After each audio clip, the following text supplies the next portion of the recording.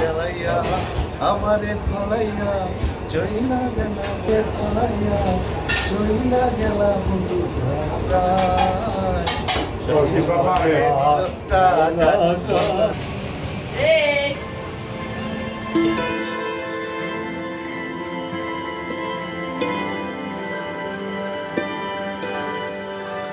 প্রথম যখন বিদেশি রেস্টুরেন্টগুলো কাজ করতাম, ইউরোপের রেস্টুরেন্টে কাজ করতাম, তখন যদি এরকম শুকরের মাংস ছিল এগুলো দেখলে আসলে অনেক ঘৃণা লাগতো, বমি পছন্দ করতাম।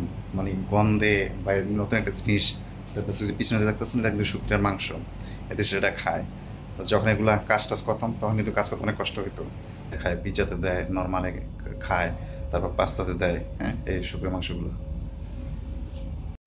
অনেকে মনে করে যে বিদেশের কাজ একবারে সহজ। হ্যাঁ, বিদেশের কাজ আসলে একবারে সহজ না, বিদেশের কাজ কঠিন। কাজ তো কাজেই, যেই কাজে করে না কেন অনেক কঠিন।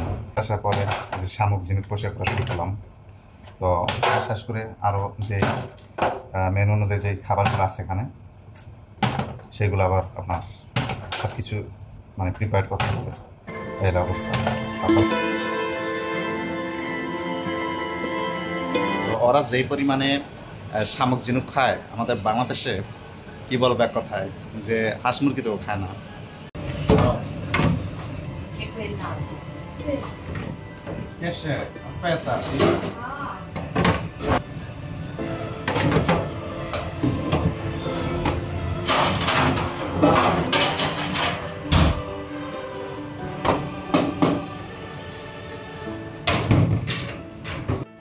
এদেশে কোনো কাজ যদি আপনি চুপ করে থাকেন তাহলে এদেশে কাজ করে আপনি শান্তি পাইবেন না।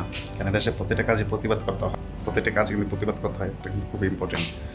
আপনি যদি এখানে কাজ করেন চুপ করে সাইলেন্ট হয়ে, সেখানে শান্তি পাইবেন না। কারণ আপনাকে প্রতিবাদ করে কাজ করতে হয়। কারণ এদেশের মানুষ হচ্ছে খুব ভালো, এটা আমরা বাংলাদেশে অনেকেই বুঝি, এটা কিন্তু একবারেই ভুল কথা।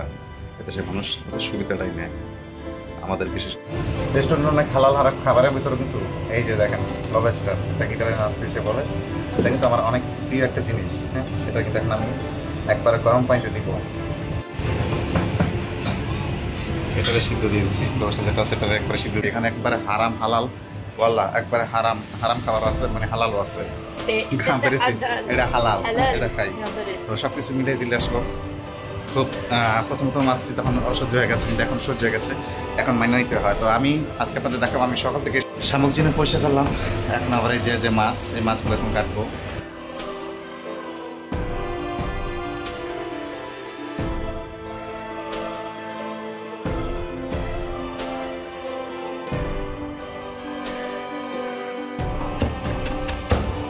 কাটাকাটি করতে করতে জীবন শেষ।